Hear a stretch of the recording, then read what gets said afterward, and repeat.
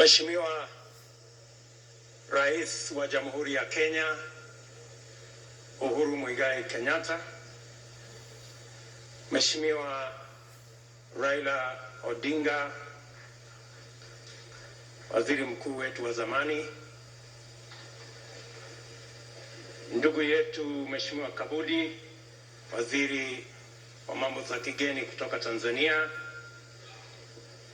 the Chairman of the Building Bridges Initiative Task Force, and your members, Your Excellencies, ambassadors, fellow leaders, and Kenyans, good afternoon.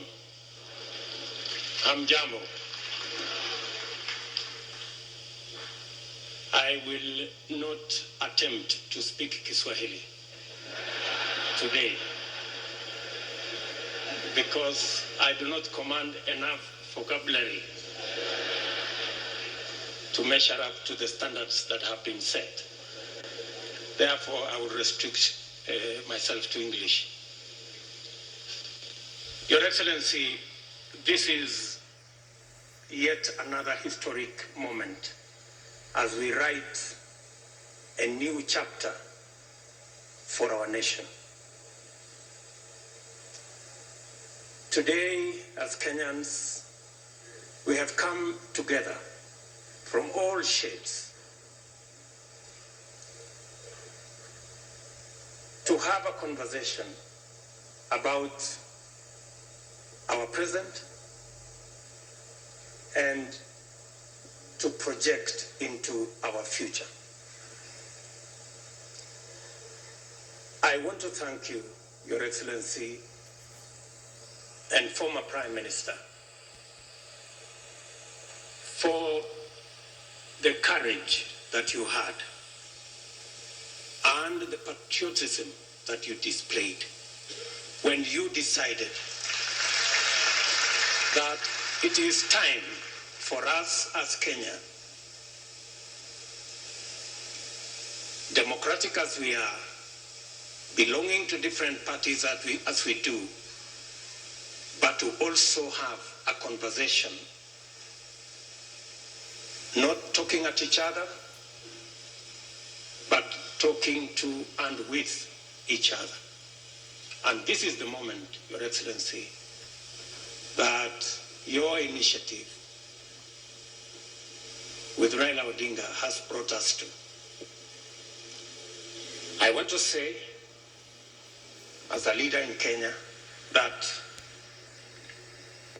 this moment of uniting Kenya that has become part of your politics will go down in the history of our nation, that you went out of your way in every turn and in every occasion to bring this nation together. A very big chapter of your legacy will be around uniting the country. And Your Excellency, we want to thank God for this occasion. And we want to thank you and the former Prime Minister for doing this, not for yourselves, but for us, the 47 million Kenyans. Your Excellency, the document and the proposals and the recommendations that have been put together by this able team will form the basis for a national conversation. A conversation, Your Excellency, where there is no greater or smaller person. There is no superior or inferior opinion. That all of us, as citizens of Kenya, can air our views openly, frankly, so that we can have an informed conversation. Your Excellency,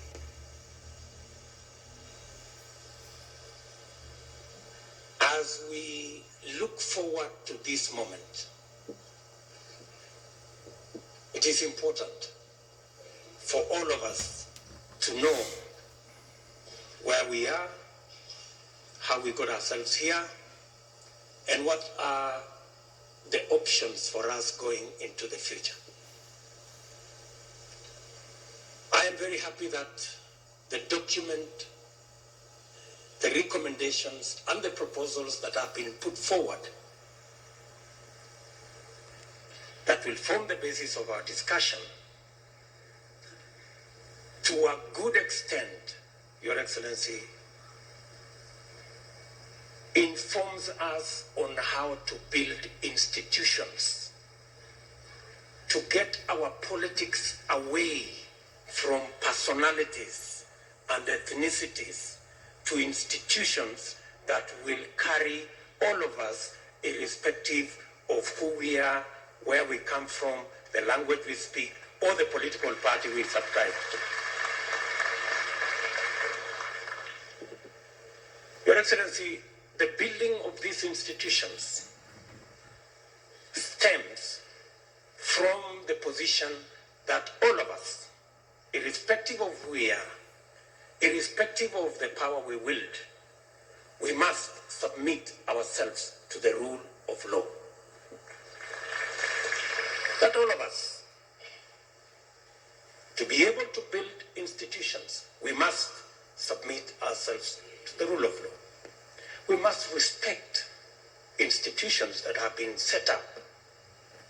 And I am happy that there are proposals on how to build and enhance the institutions of governance, that we will have a robust, maybe constitutional opposition that will make sure that government is held to account. And that in a contest, there will be no losers or winners, that everybody ultimately will have a role to play, whether you are in government or in the opposition, in taking our country forward. Your Excellency, therein are proposals on how to manage all our other affairs, including positions and power. But as earlier speakers have said, we must be careful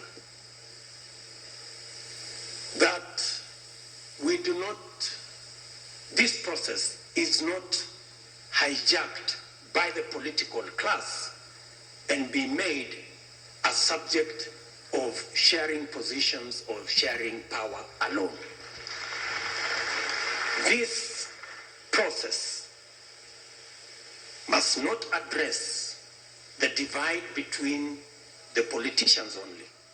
It must address the divide, the huge divide between the haves and the have-nots, between the people who have jobs and the millions of young people who are unemployed. We must, as a matter of course and as a priority, make sure that this document speaks to the majority of Kenyans, their fears, their aspirations, their challenges, and look for their solutions. I am very confident that we have what it takes to make sure that we make the best of this document. Your Excellency, as this process moves to the next stage, majority of the issues, and I have to a good extent read the report last evening, majority of the issues that were canvassed by Kenyans were about ordinary people, jobs, businesses, our agriculture, And Your Excellency, you have set a perfect program under the Big Four program that will sort out our farmers, agro-processing, value addition, manufacturing, the whole housing program that will give us jobs for our young people. As we embark on this process, Your Excellency, we should accelerate the Big Four program so that in it we can also sort out some of the challenges that were enlisted under the proposals that were made by BBI. Your Excellency, going into the future, I want to agree with the leaders who have said that all of us as Kenyans must read this document for ourselves. We must interrogate. And the processes going into the future, I want to persuade us that from here going into the future, we should avoid a costly, potentially divisive, controversial processes that will divide us. It is possible for us to build consensus and arrive at the destination together, not divided.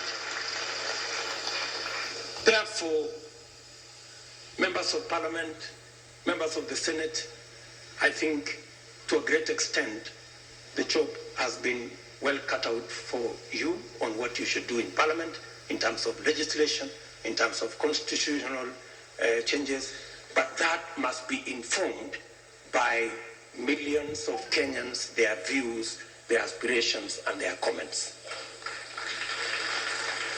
With those many remarks, ladies and gentlemen, let me now take this opportunity to invite the former Prime Minister, the Right Honorable Raila Amolo Odinga.